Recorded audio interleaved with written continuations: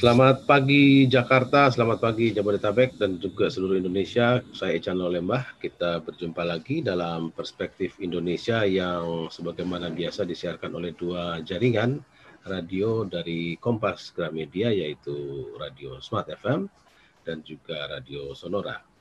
Hari ini kita sedikit berbeda dengan kecenderungan umum yang sedang mendiskusikan suasana panas di daerah Deli Serdang sana, yang mungkin saja akan kita lihat hasilnya beberapa waktu mendatang. Kita lebih baik menenggelamkan diri dalam renungan membahas seorang yang baru saja pergi hampir sepekan, seorang tokoh, seorang pendekar hukum, keadilan, hak asasi manusia, yaitu Pak Artidjo Alkostar. Beliau adalah anggota Dewan Pengawas Komisi Pemberantasan Korupsi setelah sekian lama menjadi Hakim Agung di Mahkamah Agung dan dikenal juga sebagai pegiat bantuan hukum dan juga pengajar Fakultas Hukum di Universitas Islam Indonesia. Saya akan membahas ini dengan beberapa kolega beliau. Ada kolega, ada junior, ada mahasiswa, ada teman-teman yang mengajar. Saya akan sapa satu-satu. Yang pertama kayaknya di Yogyakarta ada Pak Marbun. Dr. S.F. Marbun adalah pengajar senior di Fakultas Hukum Universitas Indonesia. Selamat pagi Pak Marbun, Assalamualaikum. Salam. Halo, selamat pagi. Pagi, sehat ya Pak ya? Alhamdulillah sehat ya. Yang kedua mungkin juga lagi sedang di Jogja, seorang dosen juga guru besar Hukum Tata Negara Universitas Indonesia. Satu-satunya perempuan dalam panel kita yaitu Profesor Dr. Nikmatullah Huda.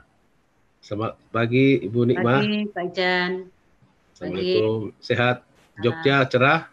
Cerah, ya alhamdulillah. Alhamdulillah. Ini walaupun kita beda-beda kota, nampaknya kita akan terbawa pada suasana Jogja, terutama tahun 70-80-an ini untuk mendiskusikan tokoh kita. Yang berikutnya nampaknya di Jakarta, seorang praktisi hukum. Beliau mengaku sebagai anak bawang dalam pergerakan mahasiswa bersama Pak Artidjo, Dr. Magdir Ismail, SHLLM. Selamat pagi Bang Magdir. Selamat pagi Chan. Terima kasih sudah diajak untuk bertemu begitu banyak kawan di sini Chan. Alhamdulillah. Selanjutnya, ini saya nggak tahu apakah junior apakah mahasiswa beliau nih. Beliau pernah menjadi Ketua Komisi Yudisial tahun 2013-2015. Dr. Suparman Marzuki. Selamat pagi, Pak Parman. Pagi, Chan. Assalamualaikum. Nampaknya di Jogja ini semua pakai kayak pilot semua ini, ada headset. Pak Marbun sama Pak Parman. Iya. yang agak repot Bang Marbun saya lihat. Siap. Apakah sudah bergabung juga ini salah satu mahasiswa beliau, bekas Ketua Komisi Nasional Hak Asasi Manusia atau Komnas HAM, Pak Ifdal Kasim. Pak Ifdal, di mana Pak Ifdal berada? Oke, mungkin Pak Ifdal belum bergabung. Di sini juga ada Pak Erwin Muslimin Singajuru, seorang anggota DPR MPR sekian periode dan sekarang menjadi staf khusus di Kementerian Koordinator Politik Hukum dan Keamanan. Selamat pagi Pak Erwin. Pagi Chan. Wah, Assalamualaikum. Waalaikumsalam. Videonya belum ada. Belum belum nongol muka gue. Soalnya mendadak. Nanti Siap. Silakan yang lain Dan. Ya, oke. Yang terakhir last but not least, ini orang yang dekat dengan beliau secara pribadi juga, bahkan sampai akhir-akhir hayat banyak bersentuhan secara pribadi. Juga kalau nggak salah mahasiswa beliau, Bung Sugito Atmo Pawiro, seorang praktisi hukum. Pak Sugito, halo? Apakah Pak Sugito sudah ada? Belum ya? Oke, mungkin tadi malam ketemu klien agak lama, jadi Mas Gitonya telat bangun atau masih siap-siap. Saya mau ke ke Pak Marbun ya, kalau tidak ada keberatan ya, tentu tidak keberatan. Pak Marbun kalau saya tidak salah informasi, beliau adalah orang yang mungkin secara usia atau aktivitas agak bersamaan gitu ya. Bisa cerita Pak Marbun, Pak Marbun sendiri waktu itu dengan Pak Artijo satu usia periode atau gimana dalam gerakan mahasiswa atau sebagai teman kuliah? Baik, makasih Mas San. Saya ini mengenal Mas Artijo itu mungkin bersamaan dengan Pak Mahdir. Oke. Ya, kami juniornya Mas Artijo dalam kegiatan kemahasiswaan sebagai aktivis mahasiswa sekitar tahun 72. Ketika itu Mas Artijo sekretaris umum Dewan Mahasiswa. Kemudian beliau jadi ketua Dewan Mahasiswa, kemudian jadi ketua MPM, Majelis Permusyawaratan Mahasiswa. Ya. Nah, sejak saat itu saya dan Pak Mahdir ini menjadi sangat akrab dengan Pak Artijo. Ya. Hampir sehari-hari kami, bahkan malam hari pun kami sering berkunjung, berdiskusi dengan beliau ke kosnya di Bupasan. Jadi kami ini sebenarnya sangat-sangat akrab. Meskipun kemudian setelah menjadi Hakim Agung ini agak jarang ketemu dan bahkan agak kaku, agak berjarak begitu. Ya, demikian Mas San. Bukannya hakim memang harus agak kaku, tidak boleh terlalu lentur ya? Iya, memang begitu. Itu karena konsekuensi dari kedudukan beliau. Ya. Tapi Pak Marbun sendiri kalau boleh merumuskan dalam beberapa kalimat pendek, siapa Pak Artijo di mata Pak Marbun, sepengenalan Pak Marbun? Dia ini orang yang sangat lurus, ya, sangat jujur, memiliki integritas yang tinggi. Saya kira banyak orang tidak meragukan mengenai itu. Dan dia punya karakter, ya, karakter teguh, juga menjaga amanah, sangat juga sangat kuat menjaga independensinya, ya, independensi sebagai Hakim Agung. Ya. Nah, saya bisa pastikan tidak ada orang yang pernah berani bicara perkara dengan beliau, apalagi minta tolong. Itu sudah. Konon, kalau saya mau flashback sedikit ke belakang, konon sewaktu beliau jadi ketua MPM, Majelis Permusyawaratan Mahasiswa ya. Ya. Konon 50.000 atau berapa rupiah pun dikejar sampai ke ujung dunia, bertanggung jawab dari Dewan Mahasiswa gitu ya. Oh iya, ya. Sangat jujur. Nah, artinya dia sangat clear, itu bersih. Soal uang sama sekali tidak pernah terdengar berita mengenai soal keuangan, dan ya sangat ditakuti dan disengadi juga. Sejak mahasiswa dia sudah menjadi idola banyak orang, banyak mahasiswa, banyak teman-teman. Artinya hampir sampai akhir hayat mengidolakan, tapi sambil sulit membayangkan kita bisa mendekati beliau gitu ya. Makanya betul. Judul ya. Rumahnya saja berdampingan dengan dia, bersebelahan. Tapi meski begitu, lebih sering saya bertemu beliau di kampus daripada di rumah itu. Ya. Begitu itu, dia juga bicara seperlunya. Tapi kalau ada yang kena di hatinya, bisa juga dia ketawa terbahak-bahak. Kalau pas berkenan di hatinya, dia ketawa terbahak-bahak. Jadi juga, meskipun kita harus aktif. Ya, jadi kalau saya bepergian dengan beliau, sering bepergian di rumahnya, ya saya tahun 80-an dalam satu bulan itu hampir 20 hari lamanya di rumahnya. Iya. Tambah apa jenengin demit itu. Kalau ke Jakarta juga pergi beliau, baik di kereta, di kalau kita tidak memulai bicara. Ya. Halo? Ya, Pak Marbun. Ada? Halo? Halo? Suara Pak Marbun terputus. Oke. Suara Pak Marbun terputus, teman-teman studio. Marbun masih unmute gitu. Iya, Pak Marbun unmute. Ya, silakan Pak. Ya. Jadi kalau saya bepergian dengan beliau, ya, selagi mahasiswa atau baru-baru selesai, baru sarjana, kalau bertugas ke Situbondo, ya, saya sering bepergian dengan beliau ke Situbondo, ya, di kampung halamannya. Oh, secara keluarga? Enggak, kami membela perkara di sana. Ya, awal-awal 80 setelah selesai itu kami mendirikan namanya LPBH, Lembaga Penyuluhan Bantuan Hukum, ya, menangani kasus-kasus petani tebu di Situbondo itu. Selama 1 bulan hampir 20 hari, ya, saya tinggal bersama beliau di sana. Jadi dalam perjalanan baik ke Jakarta, ya, maupun ke Situbondo, kalau kita tidak mengajak dia bicara, ya, banyak diam. Oh. Artinya Pak Marbun lebih banyak aktif ya, proaktif ya? Ya, kita harus banyak proaktif itu. Suatu ketika saya ketemu Prof. Bagir juga di Fakultas Hukum UI, ya, mengajar dengan Prof. Bagir, ketemu juga Mas Artijo. Prof. Bagir. Bagir Manan maksud Anda? Ya, Prof. Bagir Manan. Ya. Ya. Saya juga sering memanci-manci Mas Artijo itu berkelakar dengan dia supaya dia mau bicara begitu. Jadi Pak Bagir juga kalau dia tidak mancing-mancing begitu, Mas Artijo itu tidak mau bicara. Ya. Harus dipancing dia baru mau bicara. Itulah pembawaannya.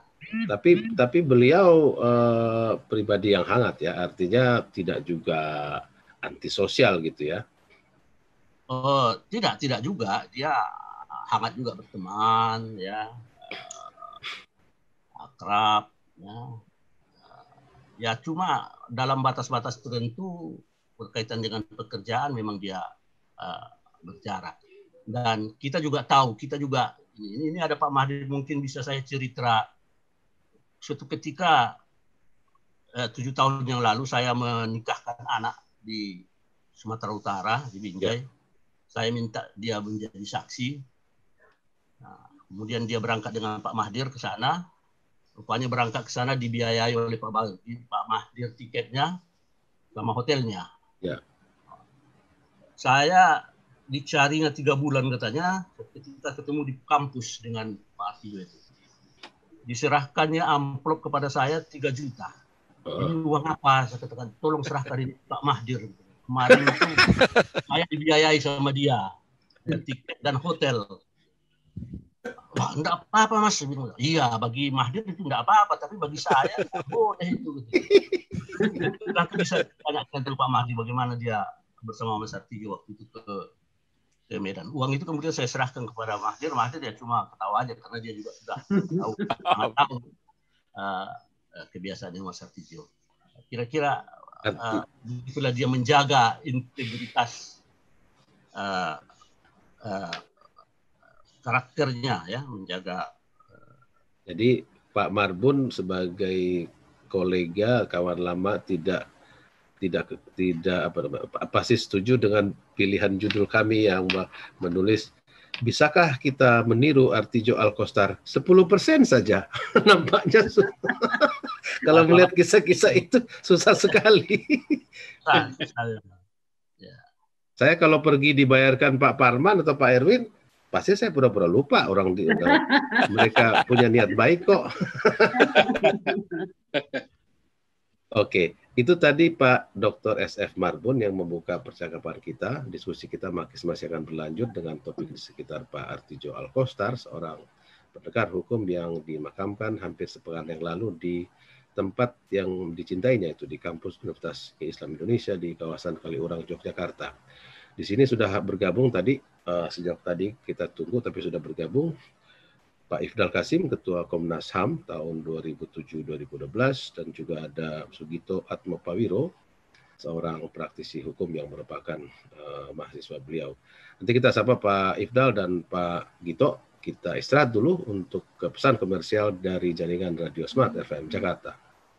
Ya, kita masuk ke sesi kedua dalam diskusi kita mengenang Pak Artijo Alkostar, yang nanti akan kita bedah sebagai manusia, sebagai aktivis mahasiswa, sebagai aktivis gerakan pembela hak asasi manusia, juga pengacara yang berpraktek, pengajar hingga menjadi hakim agung dan terakhir sebagai anggota Dewan Pengawas Komisi Pemberantasan Korupsi. Tadi Pak Marbun sudah memulai dengan beberapa kisah di awal pertemuan mereka sebagai aktivis mahasiswa. Tapi saya sapa dulu Pak Ifdal Kasim sudah bergabung. Pak Ifdal, selamat pagi. Selamat pagi, Assalamualaikum. Waalaikumsalam. Pak Gito juga, Pak Gito sudah ada ya? Oke, Mas Gito, mikrofonnya belum nyala. Pak Gito, kita ingin dengar suaranya. Suara Pak Gito belum keluar. Oke, sambil menunggu mikrofon. Oke. Terima kasih Pak Anu Bang San. Di jalan ya? Ya, luar biasa ini. Pak Gito adalah anggota termuda panel kita, tapi yang paling dekat pada saat-saat akhir ya sebagai sahabat yang lebih muda. Saya mau pindah ke Pak Magdir dulu. Cerita Pak Marbun tadi mungkin bisa kita perdalam lagi karena yang ingin kita gali awal-awal ini adalah sebagai aktivis mahasiswa dan akhirnya menjadi pengajar gitu. Pak Magdir sendiri punya sentuhan pribadi, pengalaman pribadi atau hal yang mungkin lebih luas yang ingin digambarkan menambah cerita Pak Marbun tadi? Yes, makasih Chan. Assalamualaikum warahmatullahi wabarakatuh. Waalaikumsalam. Benar seperti disampaikan oleh Pak Marbun tadi bahwa saya sendiri kenal dengan Mas Artijo itu sejak tahun 72. Ketika itu saya masih sekolah di SMA Muhammadiyah 3 Yogyakarta. Masih kelas 2 ketika itu, Chan. Saya kenal dia karena dia adalah sekretaris Dewan Mahasiswa yang kebetulan ketuanya itu adalah misanan saya yang biasa saya panggil Udo Fauzi Yusro. Beliau ketua Dewan Mahasiswa dan Mas Artijo adalah sekretaris Dewan Mahasiswa. Nah, karena mereka berdua ini kadang-kadang datang ke tempat kos kami, ya sehingga saya mulai mengenal Mas Artijo. Dan ada satu hal yang unik, Chan ya. Tapi waktu itu beliau sudah berkacamata? Belum. Yang unik itu adalah ciri khas kalau beliau mereka kacamata. itu berdua datang, kadang-kadang kan pakai sepeda yang zaman dulu masih ada stangnya itu. Ya. Sepeda Vongers ya apa? Iya, Vongers atau Gazelle, saya nggak tahu apa sepeda yang dipakai ketika itu. Begitulah mereka kadang-kadang datang bersama-sama, itu salah satu diantaranya dibonceng di atas stang itu. Mesra sekali. Ya saking dekatnya mereka sebagai sahabat, terutama dalam urusan sebagai aktivis mahasiswa. Nah, kemudian pertemuan-pertemuan dengan beliau ini berlanjut terus. Makanya saya sampaikan kepada beberapa orang kawan, saya itu pernah menjadi anak bawang dari kegiatan mereka. Sebagai salah satu contoh, satu ketika saya sudah masuk di Fakultas Hukum, karena mereka berdua, abang saya ini dengan Mas Artijo itu nggak tahu saya lagi kenapa, mereka ada masalah apa, sehingga satu ketika mereka itu bikin pamflet di kampus itu, dan yang diminta untuk naruh pamflet itu adalah saya, mahasiswa yang masih gundul. Ya, bayangkan itu hal seperti itu yang mereka lakukan kepada saya, dan ini terus menerus akhirnya. Mungkin Bang Magdir kelihatan waktu itu ini kayaknya wajah tidak berdosa, lugu ini bagus. Ya, bisa jadi begitu, Chan, bisa jadi begitu gitu loh ya. Dan apalagi kan orang nggak tahu saya gitu loh. Meskipun cukup banyak juga ada teman-teman saya yang ada di situ. Tapi waktu itu Pak Magdir bangga dong, betul-betul jadi aktivis nih. Kalau jadi aktivis sih enggak juga, Chan. Saya itu sudah mulai sebenarnya jadi ketika SMA, saya itu sudah mulai di Ikatan Pelajar Muhammadiyah. Waktu saya masih kelas 3 di SMA itu saya sudah jadi pengurus di DPD. Oke. Di daerah ya, salah seorang ketua Ikatan Pelajar Muhammadiyah daerah Yogyakarta. Jadi saya bukan hal yang baru juga buat saya urusan-urusan seperti itu gitu. Tetapi yang saya terkaget-kaget ketika itu saya dimanfaatkan oleh mereka untuk pasang pamflet. Kemudian sesudah itu mereka terkekeh-kekeh mentertawakan saya, gitu ya. Nah, ini mungkin nggak banyak orang yang saya khawatir Marbun saya tidak mengalami hal seperti itu, gitu ya.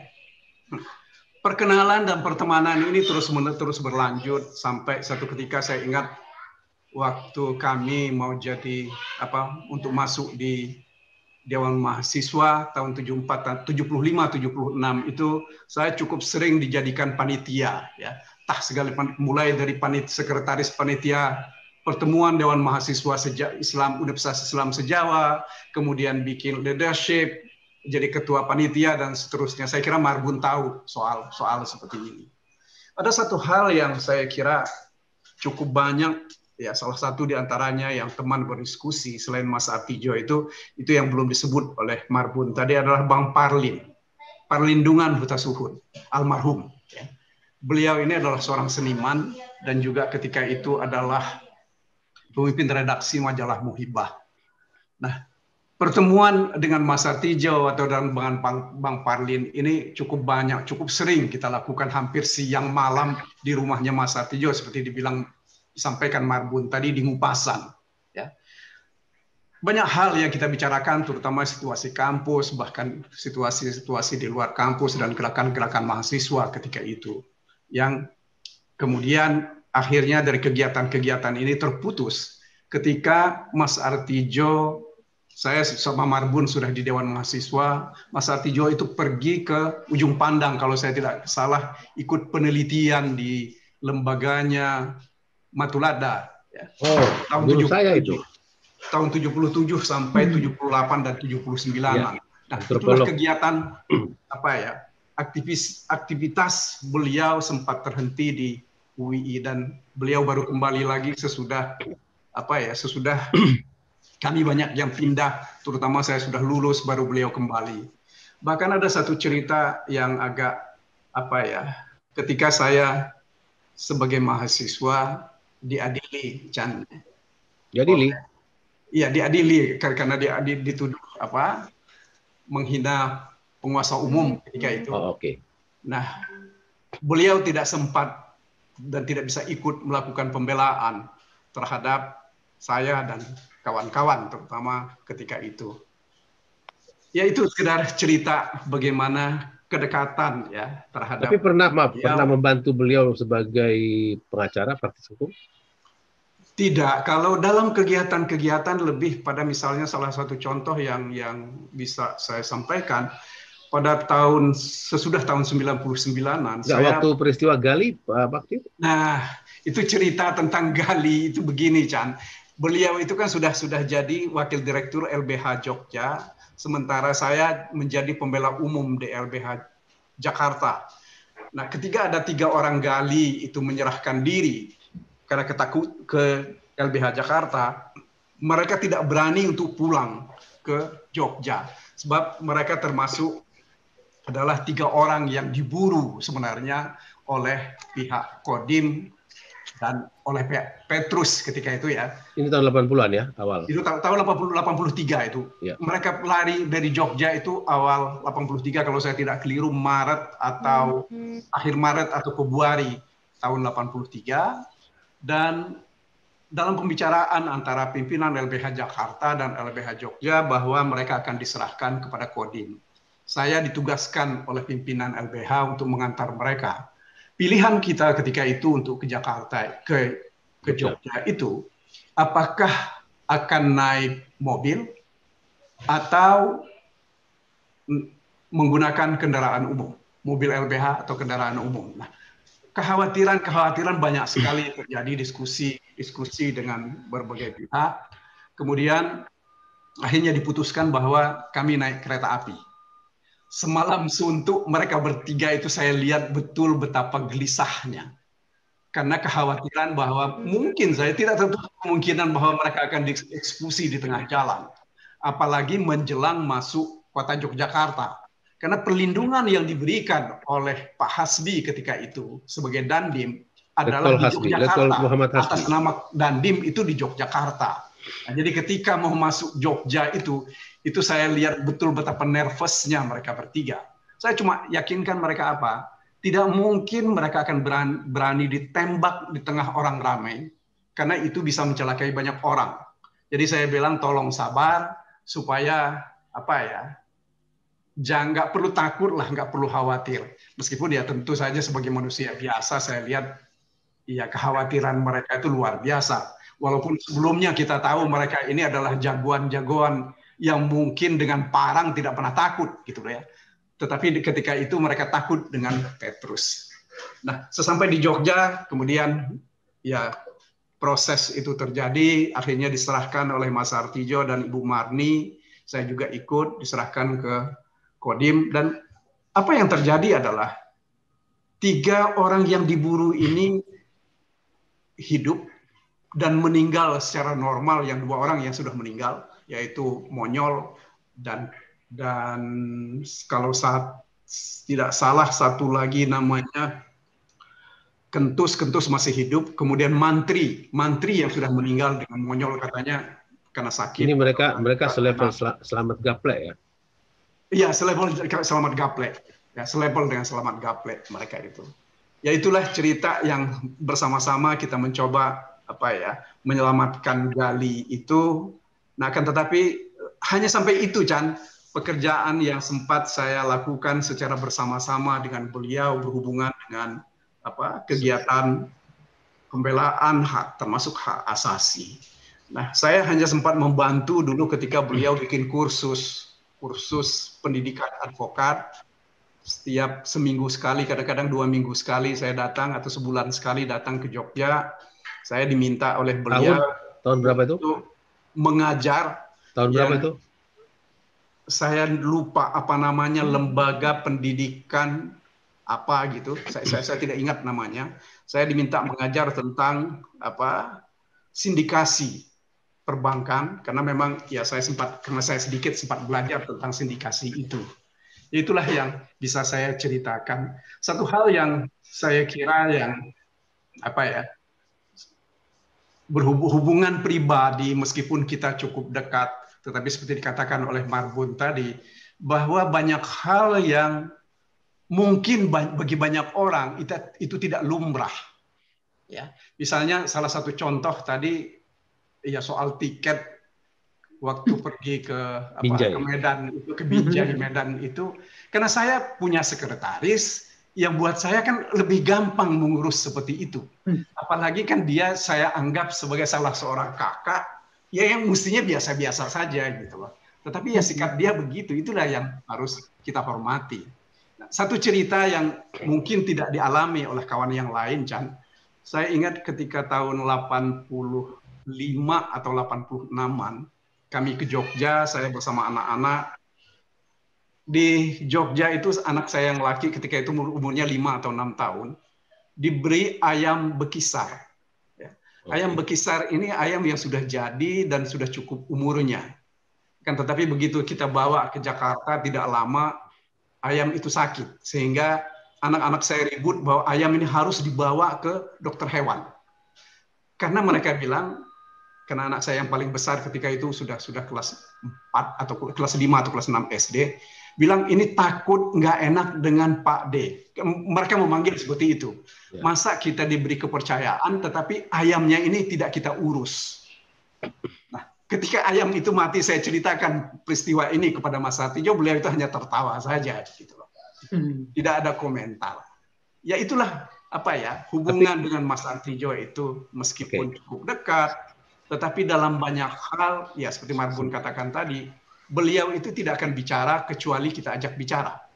Meskipun kadang-kadang dengan kawan-kawan tertentu, saya ingat betul kalau dulu kami bertiga dengan Bang Parlin, kita itu bisa semalaman terkekeh-kekeh ngata-ngatain orang gitu ya. Tetapi begitu ada orang lain yang datang, beliau itu akan berhenti, nggak akan bicara. Oh, agak jaim dikit ya? Iya, agak jaim gitu loh. Oke, untuk mengunci dengan Pak Magdir sebagai pengacara, praktisi hukum, advokat, pernahkah sekali gitu berniat atau coba kasih tahu ini Pak Hakim, ini gimana ini klien saya ini kan klien saya ini tidak banyak salahnya ini. Iya, terus terang saya tidak pernah punya keberanian untuk menyampaikan hal semacam itu karena saya tahu betul beliau begitu. Berarti Anda normal Pak Magdir. Ya bisa jadi begitu ya. Akan tetapi satu hal begini Chan ya, saya lihat ya Mas Artijo ini sebagai hakim ya memang dia seperti itu ya. Manusia normal menurut saya. Meskipun boleh saja kita agung-agungkan beliau, Tetapi ada yang harus kita ingat bahwa ada putusan-putusan yang juga dibuat oleh beliau itu tidak ada dasar hukumnya. Bahkan putusan itu dasar hukumnya salah. Saya kira Pak Arman bisa menunjukkan itu nanti. Saya ingat betul urusan dokter dulu ketika itu. Nah, begitu juga dengan perkara-perkara yang lain. Cukup banyak hal yang saya kira ya yang dulu saya sampaikan kepada beberapa kawan, kita hormati dia. Akan tetapi kita harus kritisi dia karena banyak hal putusan-putusan itu yang tidak benar. Ya, saya mau ambil contoh begini. Dan tetapi pasti bukan dengan niat jahat gitu ya? Bukan. Saya mau ambil contoh begini, Chan. Kami menangani perkara pemulihan tanah tercemar di Riau, ya, yang dilakukan oleh Chevron. Uang yang dikeluarkan itu masih uangnya Chevron. Ya, yang mengerjakannya Chevron. Meskipun memang ada perjanjian antara Chevron dengan Pertamina bahwa itu nanti akan dihitung sebagai biaya. Nah, dikatakan bahwa ini merugikan keuangan negara. Salah satu diantaranya ada yang dihukum 2 tahun, ada yang dihukum 4,5 tahun. Celakanya apa? Orang yang sudah dihukum 4,5 tahun itu selesai menjalani hukumannya ketika kami PK, oleh majelis PK dia dibebaskan. Apa yang mau saya katakan? Ini adalah satu bentuk kesalahan yang dilakukan oleh teman-teman hakim ketika bicara tentang apa yang mereka sebut sebagai kerugian keuangan negara. Ini soal interpretasi ini tentu kita bisa perdebatkan. Tetapi paling tidak, itu yang saya mau katakan bahwa terlepas dari bagaimana dia memutus perkara-perkara yang lain, tapi saya bisa tunjukkan hal seperti ini, itu Mas Ican ya. Baik. Itu yang saya kira yang bisa saya sampaikan. Terima kasih Pak Mardir. Ke Pak Marbun lagi sedikit, Pak Marbun. Setelah mendengar ini, saya kira banyak sekali minat beliau. Ada selain jadi aktivis hukum dan HAM, juga penelitian ikut Profesor Matulada, begitu juga bikin lembaga pelatihan, sambil memelihara ayam bekisar gitu. Tapi Pak Marbun sendiri, kalau di dunia akademik, apa yang dilakukan beliau mungkin dalam 3 menit? Ya, beliau ini kalau mengajar itu hampir boleh dikatakan jarang sekali absen. Dia disiplin. Dia memang pernah menyampaikan kepada saya bahwa sebagai seorang tenaga pendidik kita itu harus ikhlas, dan selalu mendoakan anak didik kita agar mereka sukses, berhasil dalam pekerjaannya dan menjadi orang. Nah, dia membandingkan ketika itu dengan para kiai di pesantren. Bagaimana murid-muridnya itu bisa sukses, yang malam para kiai itu mendoakan anak didiknya. Nah, jadi kita juga sebagai tenaga pengajar, pendidik juga harus mendoakan anak didik kita. Itu yang saya ingat. Dan saya kira sebagian doa itu terkabul. Di sini berkumpul anak didik beliau yang sudah jadi orang semua. Ya. Nah, kemudian yang berikutnya, dia memang sangat mencintai UII. Seperti dikatakan Adi tadi, kami sejak mahasiswa kita berjuang untuk UII itu. Jadi ketika dia menjadi hakim agung itu, hampir setiap Sabtu dia selalu pulang ke Jogja untuk mengajar. Tetap mengajar ya? Ya, mengajar tiap Sabtu pulang di Jogja. Ya, ketemu kami kumpul itu kalau hari Sabtu itu ada Pak Parman, ada Pak Busro, ada Pak Salman gitu ya. Sabtu. Ketika saya tanya, wah kok rajin sekali nih Mas, habis ongkos gaji Mahkamah Agung itu, saya katakan. Untuk ongkos pulang pergi ini sendiri. Ya ini utang yang harus dilunasi kepada UI kita dulu. Dan untuk berjuang untuk UI, mengabdi untuk UI. Jadi ini harus kita bayar ini utang. Jadi begitulah pengabdiannya. Dia mengajar di S1, di S2, hampir tiap Sabtu sampai dia pensiun. Pensiun pun terakhir dia masih mengajar di S2. Gitu. Oke. Terima kasih banyak. Itu tadi yang terakhir Dr. S.F. Marbun, kolega Pak Artijo Alkostar di UI. Sebelumnya ada Pak Magdir Ismail, yang juga merupakan junior partner beliau dalam gerakan mahasiswa dan kepengacaraan. Kita lanjutkan nanti, masih ada Pak Suparman Marzuki, ada Pak Erwin Muslimin Sidajuru, ada Pak Ifdal Kasim, Ibu Nikmatullah Huda, dan juga Pak Sugito atau Pak Wiro. Kita istirahat sejenak.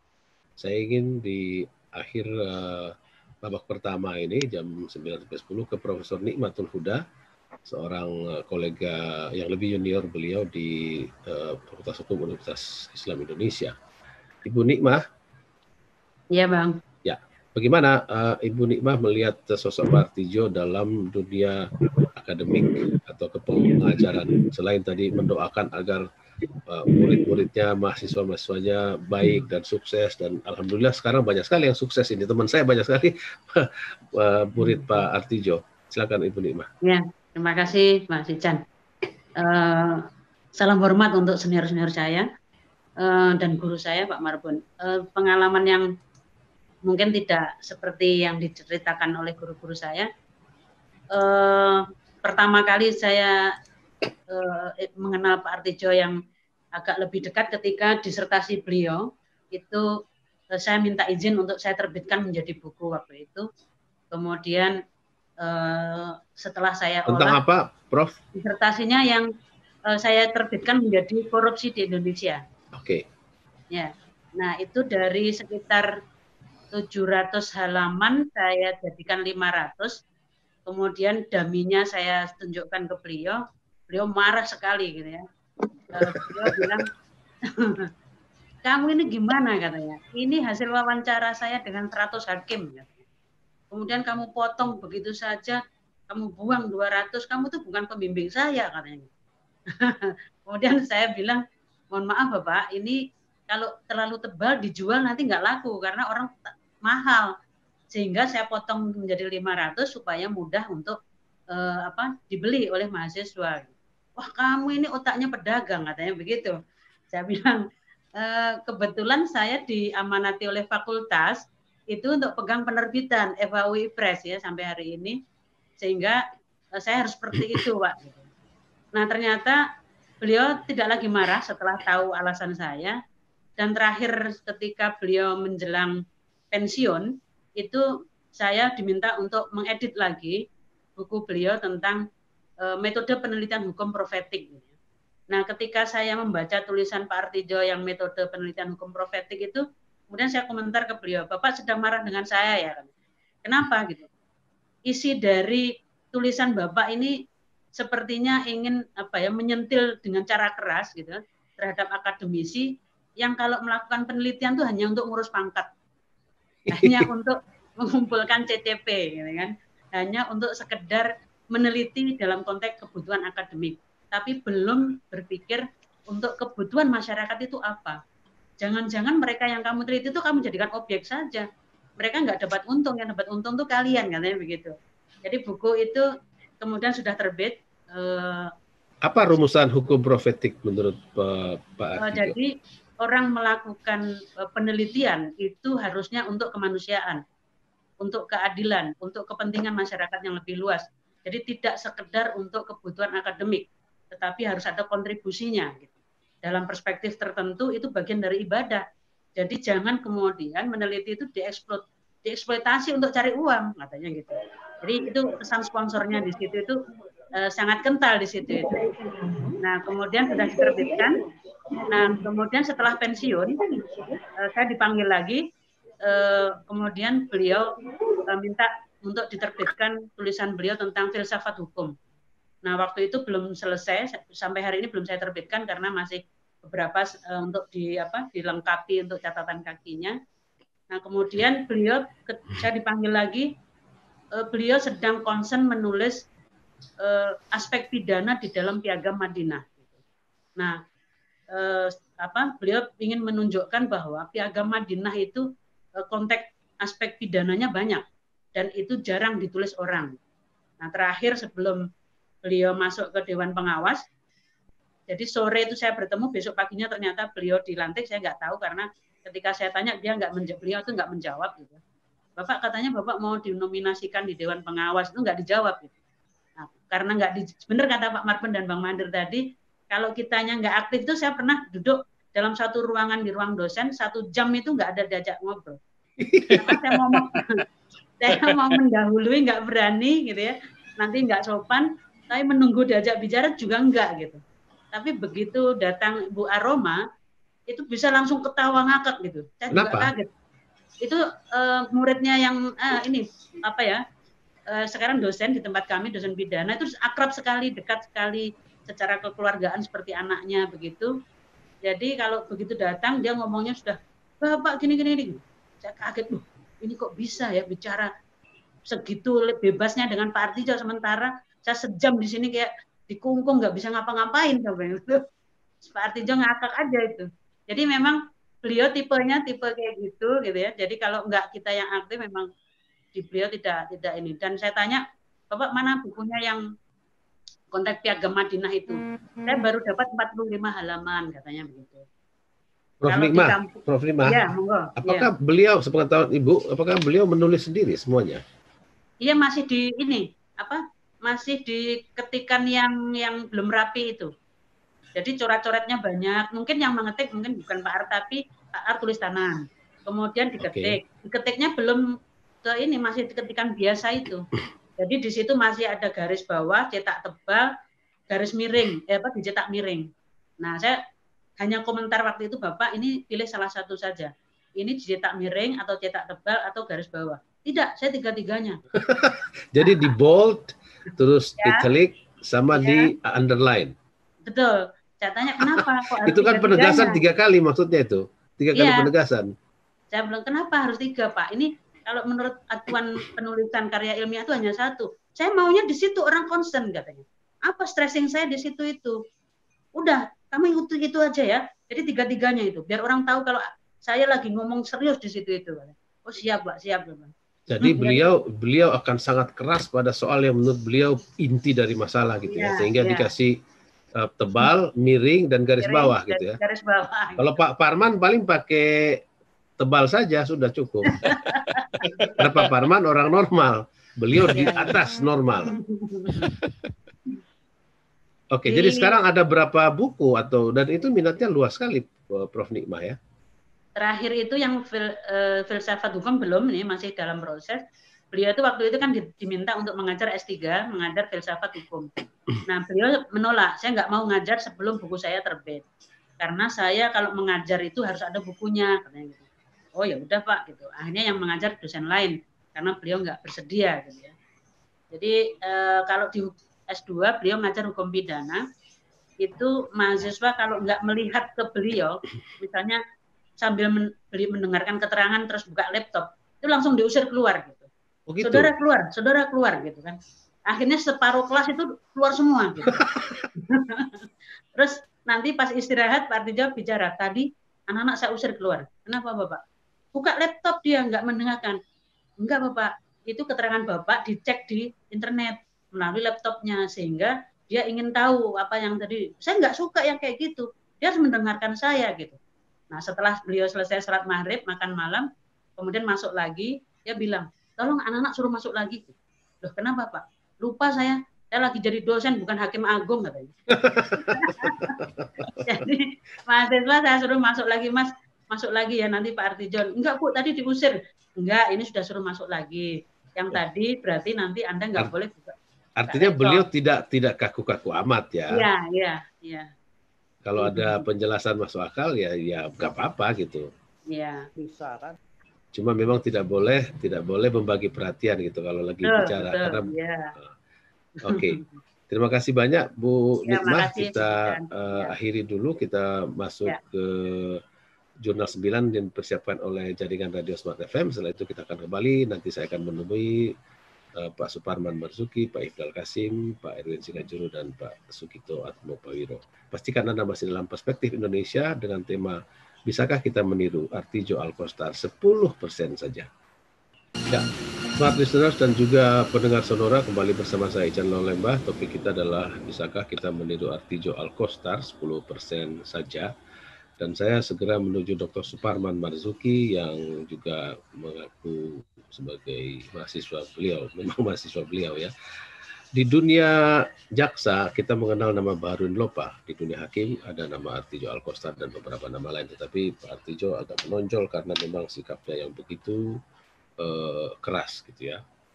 Pak Parpan sendiri sebagai orang yang pernah menangani urusan-urusan perhakiman ini di Komisi Yudisial, bagaimana penilaian Anda dalam kontribusi Pak Artijo dalam dunia hakim? Di mana hakim adalah yang sentral dalam sistem peradilan kita. Baik, maka Ican, Bang Marbun dan Bang Magdir, dua senior saya, dosen saya yang saya hormati. Secara pribadi sudah banyak testimoni disampaikan tentang almarhum. Tidak habis-habisnya kita bisa berikan penilaian positif tentang beliau ini. Saya sering bersama dan bertemu ketika dulu tahun 80-an nonton film India nih Bung Ican. Jadi romantis juga sebetulnya Bang Arni almarhum ini. Gitu ya. Hobi kami sama. Jadi kadang-kadang saya nonton film keluar dari Widya masuk ke Sederhana atau Soboharsono. Ternyata judul filmnya sama. Nggak tahu kalau judul filmnya sama. Ya, jadi sering saya ketemu. Jadi sebetulnya orang ini cukup romantis ya, cukup melankolit juga. Dia suka bonsai, dia suka memelihara ayam. Pledoi-pledoinya waktu masih jadi pengacara dulu, Bang Magdir, Bang Marbun tahu persis, dia selalu mengutip Iqbal. Dia selalu mengutip satu ayat yang favorit beliau, janganlah kebencianmu kepada seseorang, pada suatu kaum membuat kamu berlaku tidak adil. Itu selalu ditempatkannya di pledoi-pledoi awal ketika jadi pengacara dulu di Jogja. Jadi halus sebetulnya orangnya ini, tetapi bahwa dia punya karakter gak banyak bicara, tergantung juga karena saya suka ngonyol, suka apa. Jadi kalau ketemu saya itu 2 jam ya 2 jam tertawa terbahak-bahak. Tapi Ibu Nikmah harus belajar dari Bang Parman. Jadi karena rumah beliau ini jajar dengan Bang Marbun, kadang-kadang Bang Marbun, saya dari rumah Bang Artijo lah, kami ngobrol sama-sama. Jadi cukup hangat sebenarnya sebagai seorang pribadi. Sebagai hakim, tahun 2000 beliau jadi hakim agung. Saya ingat 6 bulan atau lebih sedikit, dia datang ke Pusham, karena saya menggantikan beliau sebagai direktur. Beliau 6 bulan jadi direktur Pusham, lalu terpilih jadi hakim agung. Saya yang melanjutkan. Lalu dia datang mampir ke Pusham, bilang begini sama saya. Pusham ini pusat studi hak asasi manusia di Iya, pusat studi hak asasi manusia.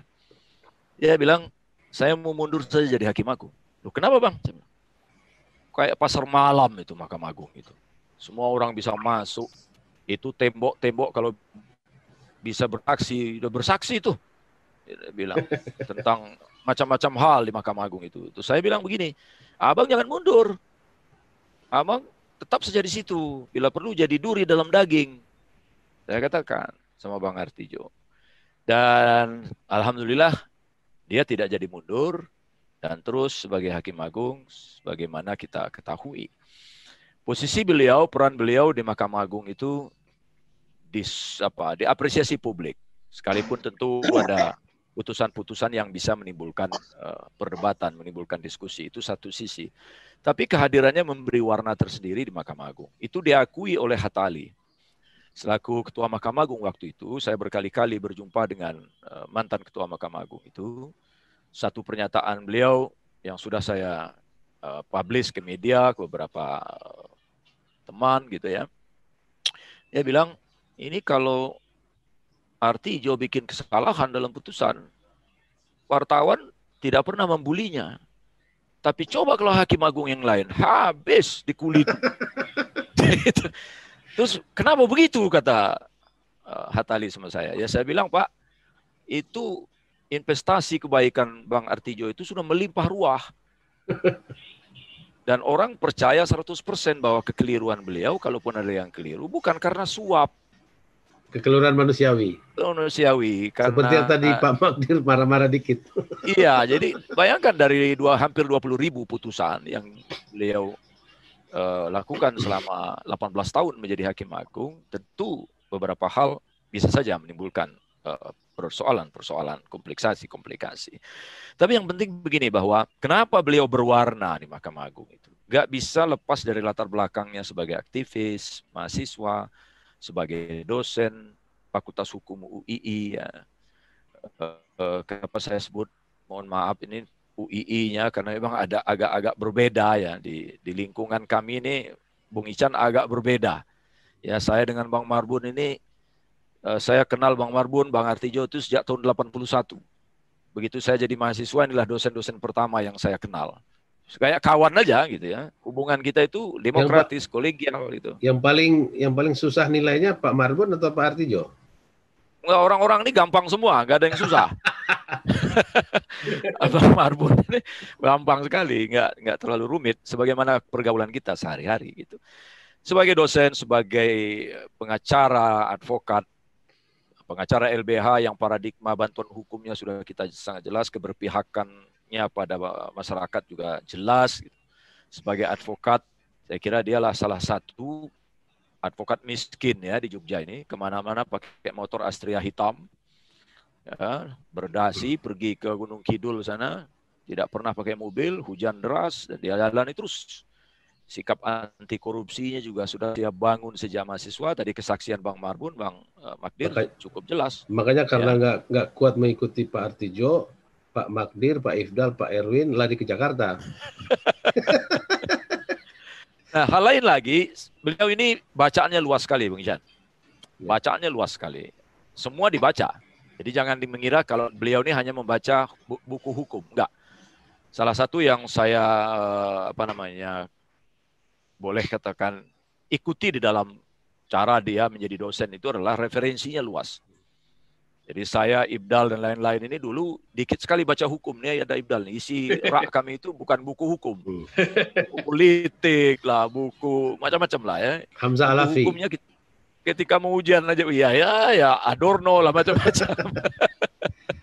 Nah, bacanya luas sekali. Ya. Bacanya luas sekali. Lalu dia S3 di Undip, murid Pak Sacipto Raharjo.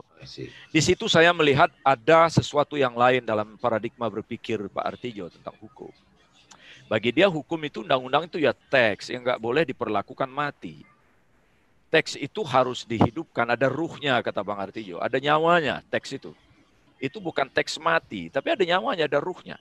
Nah, yang menggerakkan, yang menghidupkan ruh dan nyawanya hukum itu hakim. Boleh saja polisi keliru, boleh saja jaksa keliru, kata Bang Artijo. Tapi hakim tidak boleh. Ya, dia harus memberi ruh, memberi nyawa di situ. Nyawanya itu di dalam konteks kasus. Nah, ketika teks dan konteks itu dipertemukan, disitulah dialog Bang Artijo dengan hukum. Sehingga putusan-putusannya dalam terutama kasus-kasus tindak pidana korupsi seperti yang kita lihat ya, yang oleh Pak Mahfud disebut sebagai algojo para koruptor gitu ya. Karena memang ya begitulah keadaannya. Ya, Pak Yusuf Kala itu pernah bertanya kepada saya, Pak Ketua katanya, ini apa benar Pak Artijo ini tidak pernah baca putusan pengadilan, putusan PT, memori kasasi, dia cuma lihat vonisnya saja. Berapa vonisnya? 8. Kalikan 2. Jadi 16 tahun. Berapa vonisnya? 7. Kalikan 2. Saya bilang, Pak, tidak mungkin itu dia lakukan.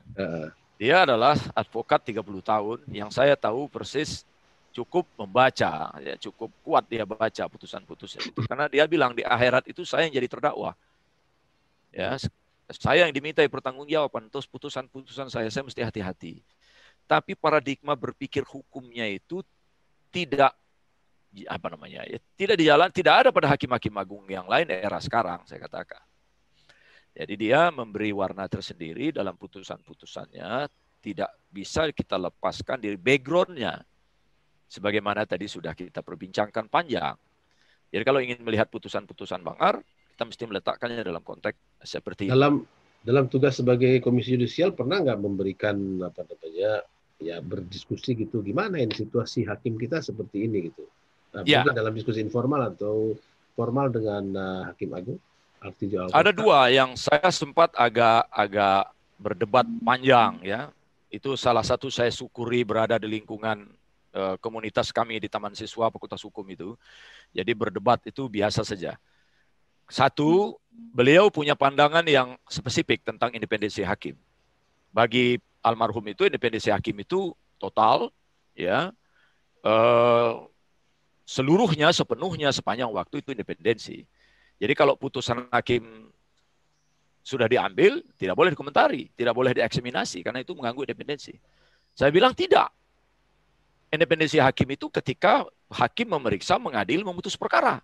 Itu haram hukumnya, orang campur tangan, apapun bentuknya. Tetapi kalau putusan itu sudah dipublish, sudah dinyatakan dalam sidang terbuka untuk umum, itu milik publik. Boleh dieksaminasi. Nggak ada lagi independensi. Tidak lagi dibentengi kesakralan pengadilan. Iya, sudah selesai itu. Apa akhirnya? Beliau menyerah apa tidak? Iya, beliau itu kalau kita, mungkin karena saya muridnya, saya ini juga pembimbing saya, ada itu, pembimbing skripsi saya itu Bang Artijo. Mungkin dia nggak enak mau berdebat sama saya kan. Itu di ruangan Mahkamah Agung, saya agak berbeda pendapat dengan beliau. Udah yang kedua, kurang lebih 10 kali saya berkirim surat. Karena saya yang tanda tangan surat itu. Satu surat itu klarifikasi tentang putusannya, yang satu merupakan peringatan atas putusannya, gitu ya. Dan hampir semua surat itu dijawab sama beliau. Ya, yang klarifikasi dijawab, yang peringatan pun itu dijawabnya secara pribadi kalau ketemu. Kenapa kau peringatan aku, man, gitu ya. Ya, itu kewajiban konstitusional saya, Bang, saya bilang. Ya, karena ada putusan apa? Dia pikir ini murid udah berani. Kalau Kenapa kau surat-suratnya aku, man, katanya. Ya bukan saya, Bang, itu kan kewajiban konstitusional saya. Tapi menarik karena ya dia beri penjelasan, Chan, tentang putusan itu. Dia beri penjelasan. Yang menurut saya penjelasannya sebagai hakim. Misalnya ada satu putusan dia bilang begini. Ya, saya tidak terikat dengan dakwaan jaksa. Saya terikat pada undang-undang, ya. Bahwa ada seseorang saksi tidak pernah diperiksa di persidangan dan tidak pernah di BAP, saya itu petunjuk. Dan dalam putusan Mahkamah Agung, putusan kasasi itu kami adili sendiri. Nah, jadi kadang-kadang ada posisinya bukan sekedar judek juris, tapi dia juga judek paksi karena kembali memeriksa fakta-fakta. Kenapa, Bang, periksa fakta-fakta itu? Nah, saya menduga ada sesuatu yang tidak beres di pengadilan negeri, pengadilan tinggi. Itu. Tugas saya sebagai Mahkamah Agung, saya tidak mau kalau sekedar mengiyakan apa yang diputus dewa, karena tidak mau terima di ujung gitu ya. Iya. Jadi kalau dia menilai ada sesuatu yang tidak benar di bawah, ya dikoreksi. Nah, kita bisa setuju, bisa tidak secara acara, ya. Tentu rekan-rekan lawyer akan melihatnya sebagai penyimpangan dari hukum acara gitu. Dan itu pleno KY putus bahwa yang bersangkutan harus diberi peringatan gitu. Ya, kita beri peringatan beberapa putusan. Tapi hubungan saya dengan beliau itu pernah saya tidak pernah kehilangan respect dalam posisi semacam itu gitu, Chat. Baik.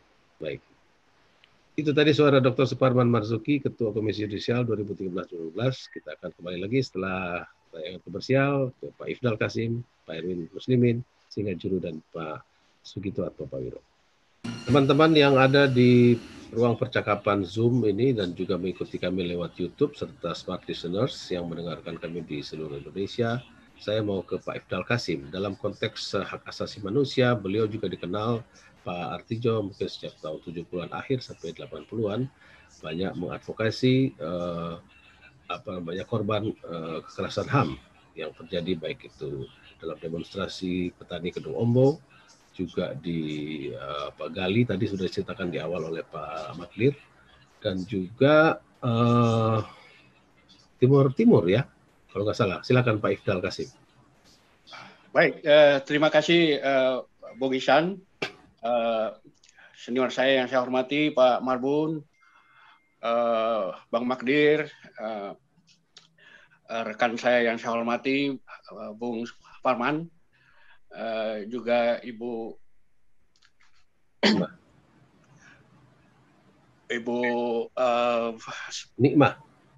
Hikmatul Huda. Ini adik kelas saya dulu.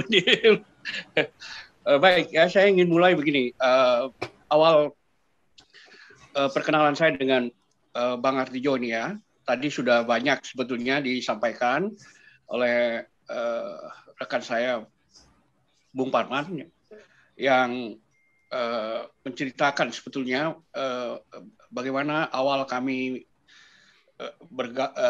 berkenalan atau sering berdiskusi dengan Bang Artijo ini. Singkatnya, saya mulai mengenal Bang Artijo ini sebelum saya mengikuti kuliah beliau ya, karena beliau ini di Fakultas Hukum mengajar asas-asas hukum pidana seperti itu baru diperoleh setelah kita di semester berikutnya. Di tahun pertama kita belum mendapat itu. Jadi di tahun pertama di Fakultas Hukum kita belum berkenalan dengan Pak Artijo. Tapi meskipun begitu, saya sudah berkenalan dengan beliau karena keterlibatan saya dengan senior-senior saya. Nah, mereka lah yang membawa saya ke rumah Pak Artijo ini. Jadi selain Bung Suparmani, ada senior kami lagi, Bang Iman Mas Fardi ya. Nah, ini sangat dekat dengan Bang Artijo, karena itu dia sering membawa kami ke rumahnya, berdiskusi di sana.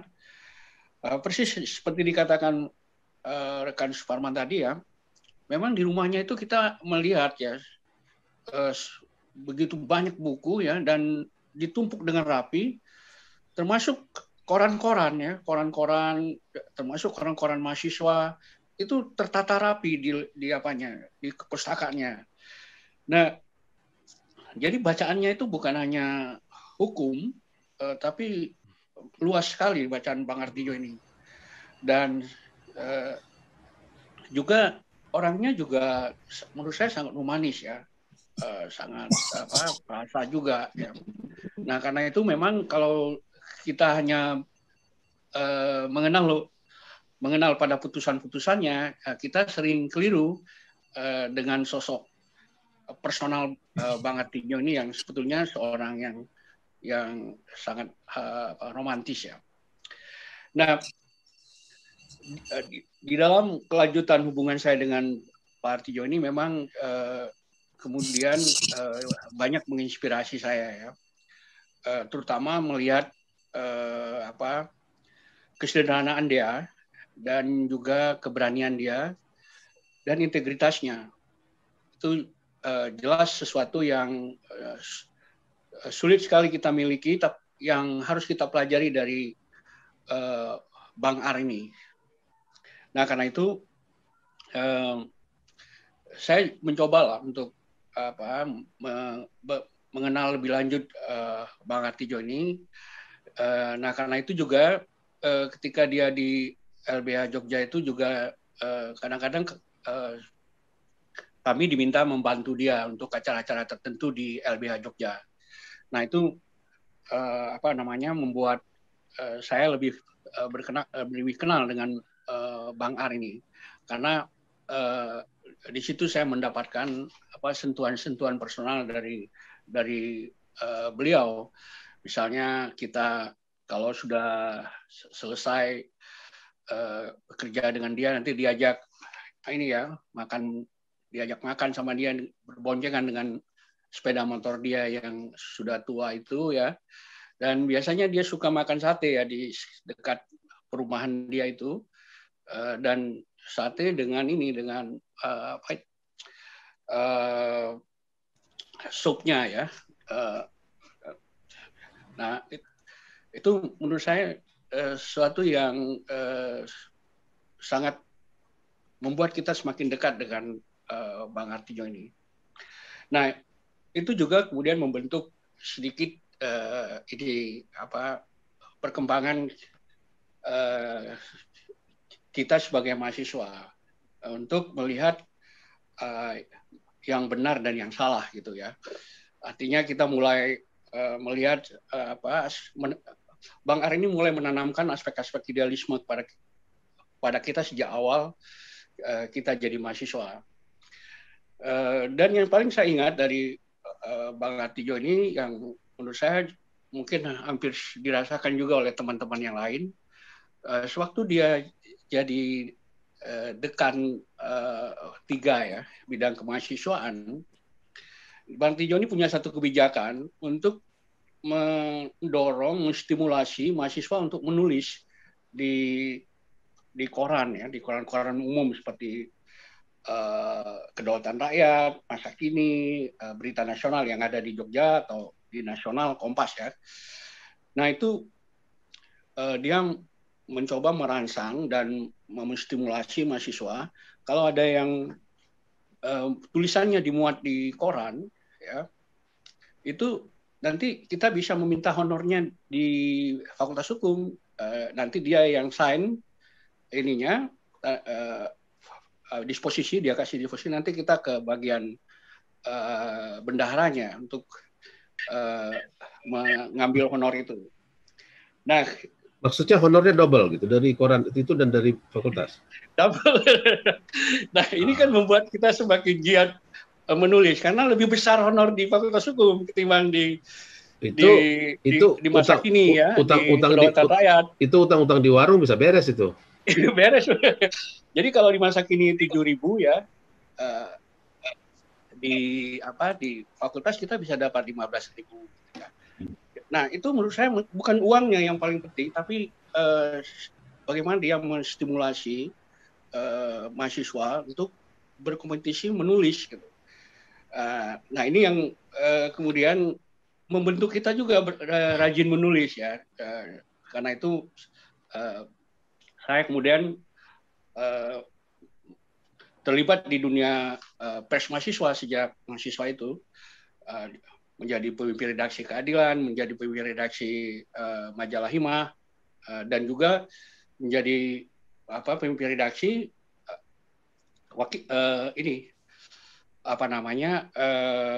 koran majalah mahasiswa yang diterbitkan oleh Lembaga Pers Mahasiswa HMI Jogja, LAPMI ya, Lembaga Pers Mahasiswa. Nah, pada saat kita mengelola LAPMI ini ya, LAPMI Pers Mahasiswa LAPMI, kita menerbitkan 2 sebetulnya. Pertama itu Genta Mahasiswa berupa koran. Yang kedua majalah. Majalah ini sebetulnya majalah buku, kami kasih namanya Solusi. Nah, ketika mengurus majalah Solusi inilah kemudian kami dikejar-kejar oleh tentara ya. Jadi majalah Solusi itu terbit untuk pertama kali, kita memuat tulisan yang satu buku yang ditulis oleh Harold Crouch ya, Army and Politics, Militer dan Politik, yang diterjemahkan, yang diterbitkan oleh Sinar Harapan, yang presensinya Pak Suparman tadi. Dan karena judulnya sangat bombastis dan akhirnya begitu majalah ini terbit, kebetulan saya datang ke kampus ini, pusat ya, di Jalan Ciditiro. Di situ ada Kopma, Koperasi Mahasiswa. Saya masuk ke situ, terus orang Kopma itu kenal sama saya, dia bilang, "Dal, kamu hati-hati, tadi ada intel memborong semua majalah Solusi." Oh ya, saya bilang. Terus saya cek ke penerbitan, Bayu Grafika ya. Saya datang ke sana, dia juga bilang, itu semua sudah diambil sama Kodim gitu ya. Waduh, ini ada masalah nih, saya bilang kan. Tapi juga alhamdulillah laris gitu ya.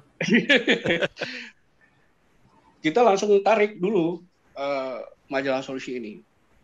Nah, kemudian datang panggilan ya. Datang panggilan, saya dipanggil oleh Kejaksaan Tinggi, intelijennya. Nah, ini kemudian saya ketemu Pak Ardi, datang ke Bang Ar, ini gimana nih? Saya tunjukkan surat. Wah, kamu baru dipanggil katanya kan. Jadi nggak jadi saya ini. Ya. Tenang aja lah ya. Dipanggil aja gitu. Itu biasa itu, hadapi aja katanya kan. Ya, akhirnya saya kemudian datang sendiri ya, dan tapi dia tetap mensupport, dan beberapa senior saya di Fakultas Hukum juga ikut mengamati perkembangan kasus yang kami alami dengan majalah Solusi itu. Itu majalah Solusi. Kemudian juga ada kasus yang lain yang tersangkut juga kami ya. Itu penjualan buku yang dilakukan oleh mahasiswa UGM, menjual buku-buku Pramudia Anantatur, yang kemudian berimbas juga ke kami, ya kan. Nah, karena itu kita juga dipanggil. Nah, Bang Artijo justru bilang, mana, Dal, kamu kok bukunya aku nggak mau kasih, gitu ya kan. Akhirnya saya copy satu, saya kasih sama dia buku Gadis Pantai waktu itu ya. Nah, jadi sebetulnya banyak hal yang membuat saya sangat memiliki kesan pribadi dengan Bang Artijo ini. Nah, selanjutnya setelah saya jadi di Komnas HAM ya, Bang Artijo ini kan tulisan-tulisannya mengenai hak asasi kan sudah saya baca sejak saya mahasiswa, dan sebetulnya dia yang banyak mengorientasikan saya mengenal hak asasi manusia. Dan seperti yang dikatakan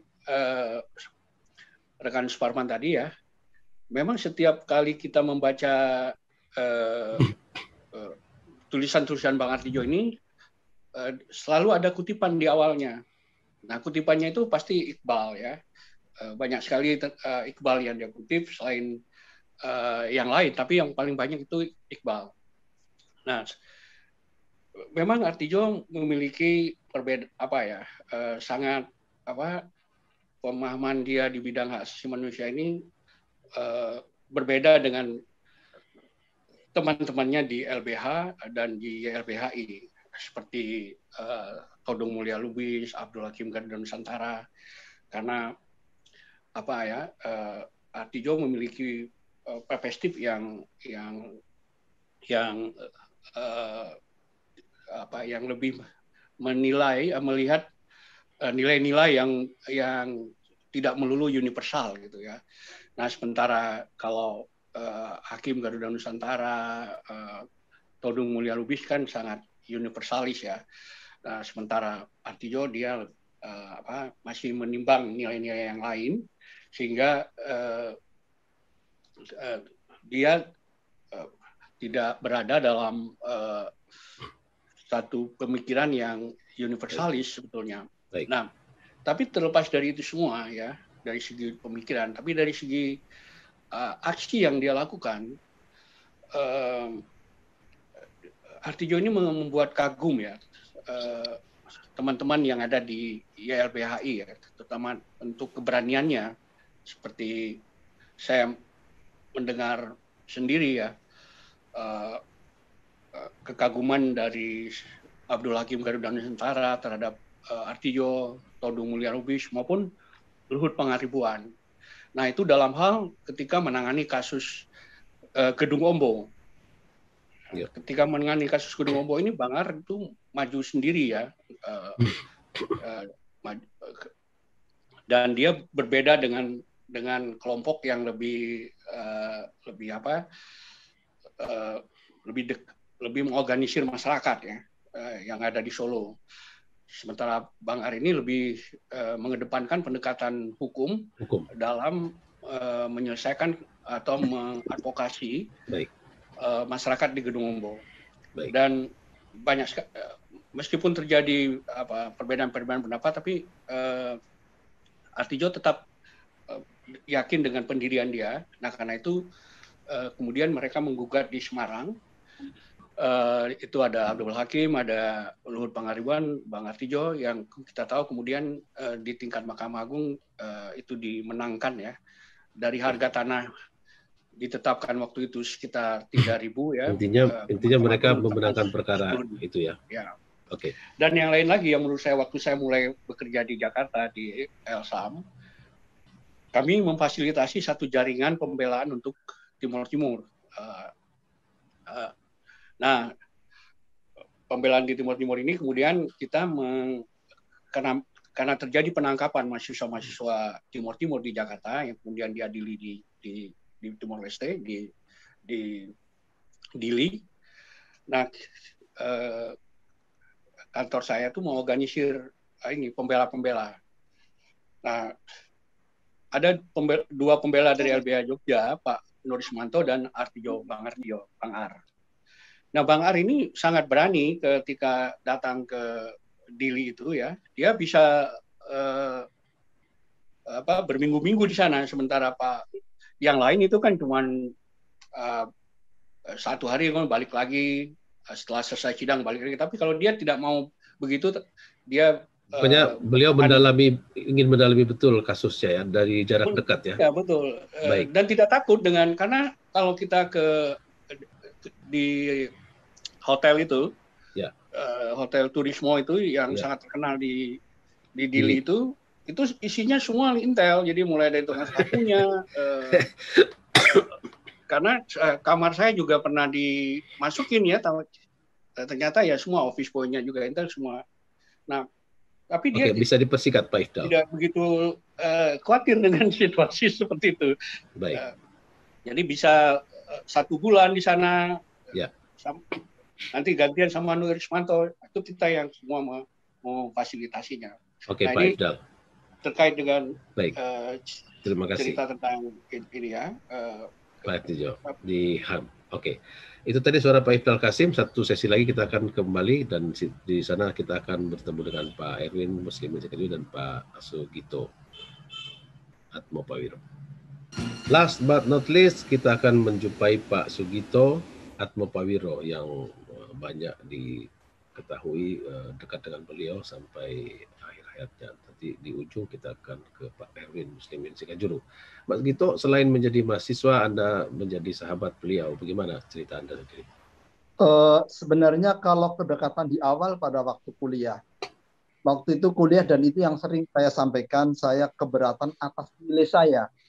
Jadi pada waktu itu tidak ada orang berani ke Bang Artijo untuk menanyakan nilai. Tapi saya beranikan diri bahkan datang ke rumahnya untuk minta klarifikasi nilai saya kenapa saya dapat C. Sementara sahabat-sahabat saya yang menurut saya malah dapat A.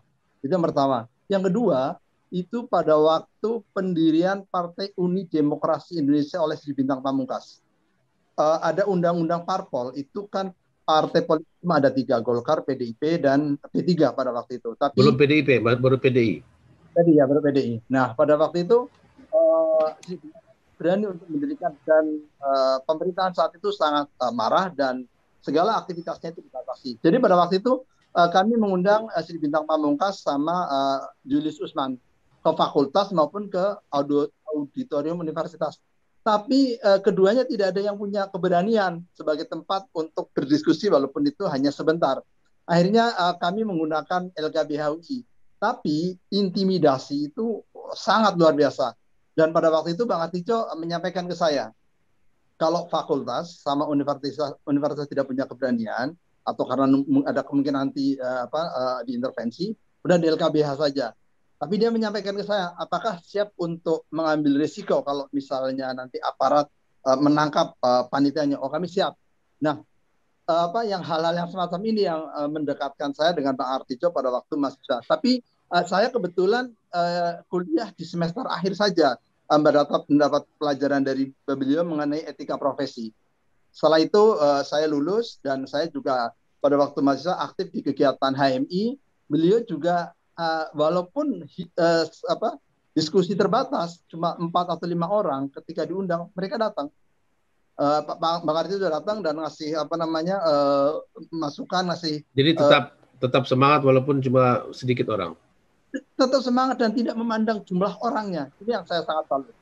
Terus ketika kita datang untuk minta dana kegiatan Batra, kegiatan dan yang lainnya, dia akan masih mengenai masalah nominal itu urusan nomor 2. Tapi sebelum dia mengasih ke kita diajak dulu makan di Malioboro yang pada waktu itu menurut saya gudeg sangat mahal. Tapi beliau dengan segala kerendahan hatinya, dengan uang yang terbatas pun mengundang 3 mahasiswa yang betul bersama dengan saya untuk makan di Malioboro yang itu menurut saya sangat mahal. Itu menurut luar biasa lah menurut saya. Itu pada waktu proses saya waktu di Jakarta Anda konon bisa membujuk-bujuk beliau untuk ke dokter? Oh, kalau ini terakhirnya begini. Selama di Jakarta saya itu terakhir banyak bertemu selain Bang Erwin. Karena beliau kan sakit. Pada waktu itu tanggal 18 Agustus. Kondisi jantungnya melemah. 2020. Yang kebetulan dapat rekomendasi dari Dr. Iwan supaya harus dirawat. Tapi beliau tidak mau. Akhirnya saya telepon Bang Erwin tolong ini Bang Artijo, itu harus dirawat karena fungsi jantungnya 31. Akhirnya Bang Erwin datang, dia juga menyampaikan ke Pak Mahfud, ke Pak Tito, ke pihak yang lainnya supaya membujuk beliau untuk bisa dirawat. Tapi tetap dia tidak mau. Saya tidak mau dirawat di rumah sakit dan saya tidak pernah di rumah sakit. Loh, gitu. itu yang terjadi. Akhirnya beliau kembali ke ke rumah dinas yang Kemayoran. Dan kami sepakat dengan dokter jantung pada waktu itu bahwa bagaimana misalnya fasilitas alat yang bisa digunakan untuk diantar ke rumah ke apartemen beliau. Akhirnya kami diskusi dengan Pak Iwan Dakota, dengan Bang Erwin dan pihak-pihak lainnya, terutama Pak Mahfud, hanya sepakat untuk dirawat di rumah sakit. Tapi itu kan kontrol selama saya mendampingi itu kan 7 kali. Jadi Dokter Sukhoi dari Rumah Sakit Jantung Harapan kita mengharapkan supaya beliau tetap bisa dirawat di rumah sakit, tapi tidak mau. Kalau ditanya bagaimana kondisinya Pak Artijo, saya sehat, saya makan, saya normal. Padahal pada waktu saya jemput ke rumah dinas beliau, jalan kaki saja itu sudah sangat berat dan kami sangat mengkhawatirkan. Karena pipi itu sudah kelihatan mulai membesar dan kaki itu sudah mulai menghitam. Itu tanda-tanda katanya kena serangan jantung. Jadi harus ada perawatan yang serius. Tapi beliau tetap tidak bersedia. Dan pada waktu terakhir menjadi dia telepon, tolong atur saya supaya berobatnya itu tidak 2 minggu sekali, tapi 3 bulan sekali. Loh, Bang, saya ini bukan dokter. Yang dokter itu kan Pak Suko. Gimana? Nggak boleh di lobi. Dokter nggak bisa di lobi. Nggak bisa di lobi. Tapi akhirnya pas terakhir ini, saya mengatakan ke Bang Erwin, ke Ari, ini kok kayaknya sudah parah sekali ya, kok tetap tidak mau dirawat. Ya sudah, kalau misalnya tidak mau dirawat, ya kita kembali ke apartemen. Tapi sebelum kembali ke apartemen, dia menyampaikan ke saya, apartemen yang di rumah dinas itu terlalu besar. Bagaimana kalau misalnya kita pindah saja? Nah, itulah terakhir komunikasi sebelum beliau meninggal. Rupanya dia pindah ke apartemen yang lebih kecil, tapi itu bukan apartemen dari pejabat tinggi negara, tapi nyewa pribadi. Dan ya itulah yang terjadi. Kita akan bercerita banyak mengenai masalah pada waktu awal-awal dia datang ke Jakarta, tapi karena ini waktunya terbatas, itu pertemuan singkat terakhir yang kebetulan saya mendapat amanah untuk bisa ngurus hal-hal yang lainnya yang terkait dengan rumah sakit. Tapi hari Sabtu ada telepon dari keponakannya bilang begini, Bang Ito, tolong dong cek ke Pak Artijo, kenapa, ada apa? Kok pintunya nggak bisa digedor, nggak dibuka? Itu pada waktu itu sudah jam 1. Saya juga diskusi sama Tovan, supirnya, tolong kalau misalnya mau digedor, karena khawatir ada sesuatu yang terjadi, minta tolong satpam atau saksi yang lainnya. Yang akhirnya itu jam 2 dipaksa untuk digedor, dibuka dengan dengan yang apartemen, beliau sudah wafat. Dan kami terus terang waktu itu sangat sedih dan sangat kehilangan beliau. Pak Erwin Sigajuru, Anda kan ikut mengantarkan beliau, kebetulan lagi di Jogja dan akhirnya dimakamkan di kampus tercintanya itu Universitas Indonesia, bukan Universitas Islam Indonesia.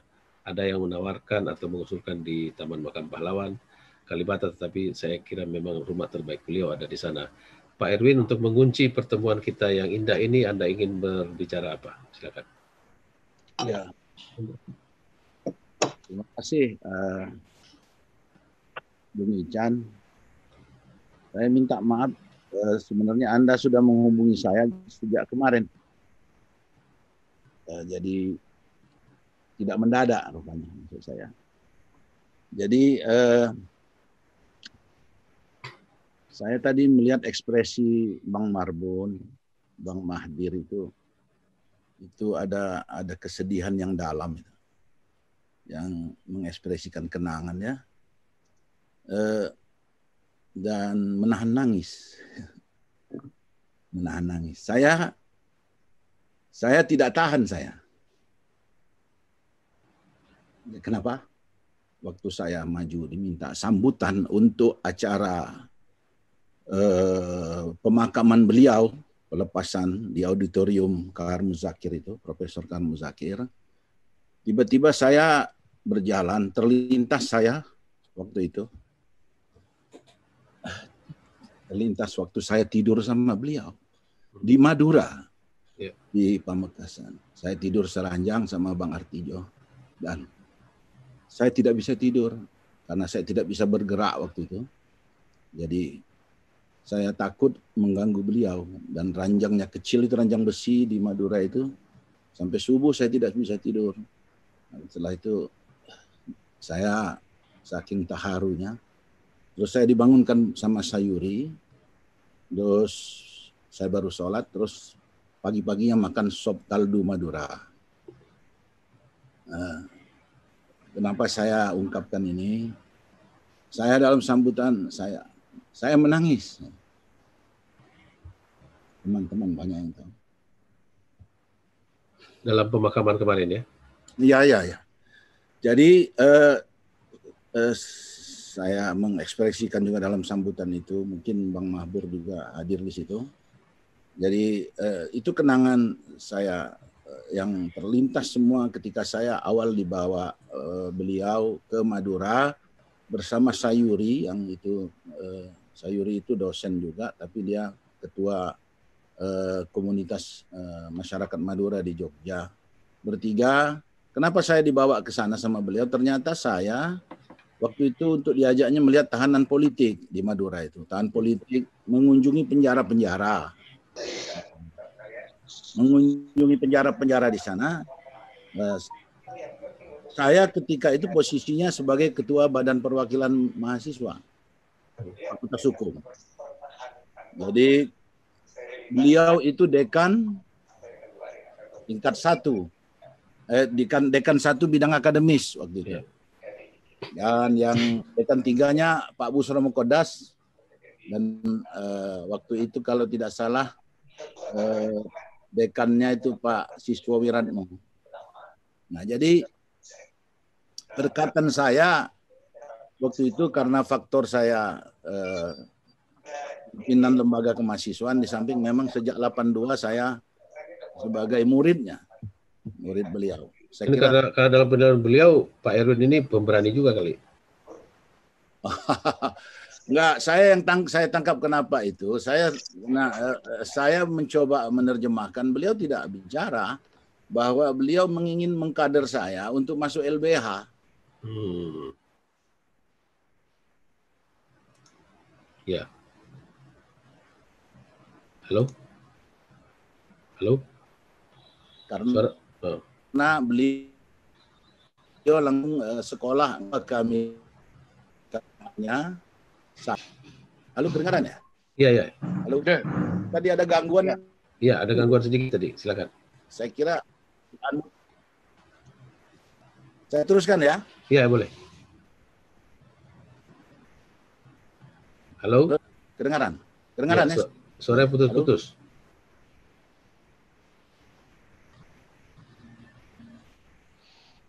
Apa namanya? Oke. Namanya ada gangguan komunikasi dengan Pak Erwin Muslimin Singajuru. Ya. Mungkin ini waktunya juga kita untuk menutup acara ini karena ada gangguan dalam penerimaan video maupun audio dari Pak Erwin Singajuru. Kita mungkin akan melanjutkan di lain waktu, dan saya kira banyak yang sudah mengusulkan agar sepak terjang Pak Artijo dibukukan, begitu juga catatan-catatan obituari tentang beliau. Mungkin diskusi kita ini memang juga kita niatkan sebagai cara kita menghormati beliau. Pak Erwin, silakan 1 menit. Oke. Halo. Ya, sekarang baru kedengaran, tadi terputus-putus. Ya, jadi begini. Intinya beginilah, beliau ini kan menjadi teladan, jadi suatu masa, dan menjadi orang yang terpercaya, orang yang alamin lah begitu dari keseluruhan perjalanan saya. Begini kan, saya sedikit lah agak sedikit. Waktu saya di MPR sebagai ketua rantap arah kebijakan pemberantasan korupsi, kolusi, dan nepotisme. Ya. Saya minta sama beliau konsep untuk bagaimana kalau misalnya penyelenggara negara itu menjadi tersangka. Nah, karena itu jadi TAP MPR nomor 8 sekarang itu tahun 2001 tentang arah kebijakan pemberantasan korupsi. Beliau memberikan konsep itu sama saya, Dan konsep itu beliau meminta seluruh penyelenggara negara jika sudah tersangka harus mundur. Harus dimundurkan oleh undang-undang atau perundang-undangan. Itu yang saya kenangan. Nah, saya itu masukkan di dalam itu, dan akhirnya walaupun tidak berhasil, tapi ada karena ketika itu praksi-praksi menganggap itu belum inkrah dan tidak azas praduga tidak bersalah lebih dikedepankan. Tapi pada dasarnya itu berhasil karena apa? Karena dikembalikan ke undang-undang masing-masing di instansi itu, undang-undang TNI, kepegawaian. Jika itu mereka melakukan jadi tersangka, maka mereka akan mengundurkan diri dan diberikan sanksi administratif istilahnya ya. Baik. Itu saja kenangan saya. Baik. Sebenarnya banyak kemukakan. Banyak, betul. Ya. Tidak cukup ruang saya kita melihat untuk beliau yang terakhir. Ya. Beliau ini itu sesuai dia disemayamkan di auditorium Profesor Khan Muzakir yang di atasnya itu Masjid Ulil Albab. Ya. Masjid Ulil Albab itu kami waktu itu jadi ketua Dewan Mahasiswa yang mengusulkan untuk adanya masjid ini. Ulil Albab itu beliau sesuai karena yang potret Ulil Albab itu ada sama Bang Artijo. Dia sebagai pejuang, pemikir, dan pembaharu. Baik. Ya. Nah, itu saja. Terima kasih. Terima kasih banyak Pak Erwin Muslimin Sigajuru. Beliau mantan anggota DPR dan DPR, sekarang menjadi staf khusus Kemenko Polhukam. Sebelumnya ada Sugito Atmopawiro SHMH, seorang praktisi hukum yang merupakan mahasiswa beliau. Juga ada Ifdal Kasim, Ketua Komisi Nasional Hak Asasi Manusia 2007-2012. Ada Dr. Suparman Marzuki, Ketua Komisi Yudisial 2013-2015. Mereka semua inilah mungkin bagian dari doa Pak Artijo agar para mahasiswanya menjadi orang. Sebelumnya ada Pak Marbun, Dr. SF Marbun adalah pengajar senior Fakultas Hukum Universitas Indonesia. Juga kolega beliau yang lain, Dr. Magdir Ismail, SHLLM yang merupakan praktisi hukum. Dan last but not least, seorang wanita yang juga kondang namanya, mantan mahasiswa beliau yang pernah dimarahin karena mengedit 200 halaman, Profesor Dr. Nikmatul Huda, guru besar Hukum Tata Negara Universitas Islam Indonesia. Pasti tidak cukup ruang kita untuk mendiskusikan beliau, tapi mari kita ambil intinya, yaitu mari kita mencoba mendekati apa yang beliau lakukan. Terima kasih banyak Bapak-Bapak, Ibu, dan juga para hadirin yang ada di ruang percakapan ini, pendengar kami, sahabat kami, smart listeners, dimanapun berada, dan juga yang melihat kami di YouTube. Saya Chandra Lembah, Assalamualaikum warahmatullahi wabarakatuh, sampai jumpa. Selamat berpekan.